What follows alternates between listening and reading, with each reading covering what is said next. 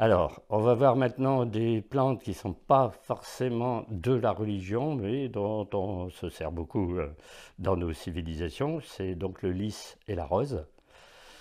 Dans le Cantique des Cantiques, on lit les deux. Je suis la rose de Sharon et le lys des vallées. Donc on dit les deux vont ensemble. Et comme par hasard, le lys et la rose sont les fleurs symboliques de la Vierge Marie.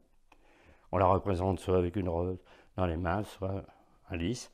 Mais bon, ça va de soi. Hein, parce que le lys symbolise la pureté, la pudeur, la blancheur, etc. etc.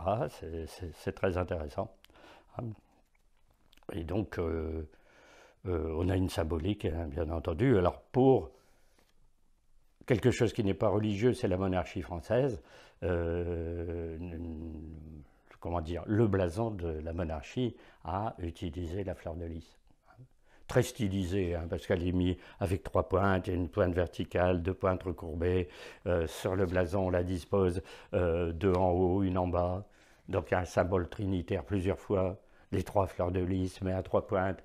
Elles sont dorées sur un champ d'azur, c'est-à-dire en héraldique, sur un champ d'azur, trois fleurs de lys disposées deux et un. Bon, en gros, hein, l'or et le bleu.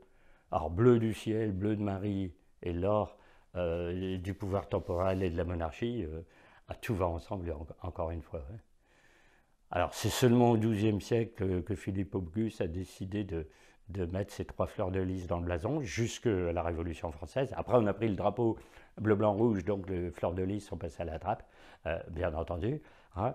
Et avant Philippe Auguste, c'était un blason aussi de fond bleu azur, avec, mais alors là, tout plein de fleurs de lys. Ce qu'on appelle le semis, c'est-à-dire comme si on jetait les fleurs de lys sur le panneau. Après, on a trouvé que c'était un petit peu confus, donc on a mis trois bien disposés.